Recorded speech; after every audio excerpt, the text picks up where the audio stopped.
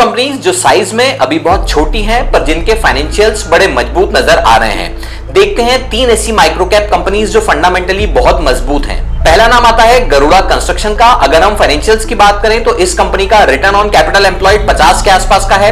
अगर हम return on equity की बात करें तो वो 36 के आसपास का है और ऑपरेटिंग प्रॉफिट मार्जिन 30 के आसपास का। अगर हम 3 ईयर सेल्स ग्रोथ की बात करें तो वो 48 के आसपास है और अगर हम प्रॉफिट ग्रोथ की बात करें तो वो तकरीबन 44% के आसपास है। दूसरा नाम आता है एरो ग्रीनटेक का। इसका रिटर्न ऑन कैपिटल एम्प्लॉयड तकरीबन 50% के आसपास का है। रिटर्न ऑन इक्विटी 39% के आसपास का है और अगर हम ऑपरेटिंग प्रॉफिट मार्जिन की बात करें तो वो 32% के आसपास का है।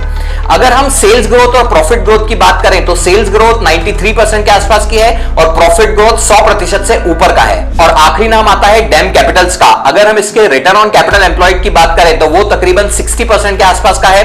अगर हम रिटर्न ऑन इक्विटी की बात करें तो वो तकरीबन 50% के आसपास का है और ऑपरेटिंग प्रॉफिट मार्जिन भी तकरीबन 50% के आसपास का है।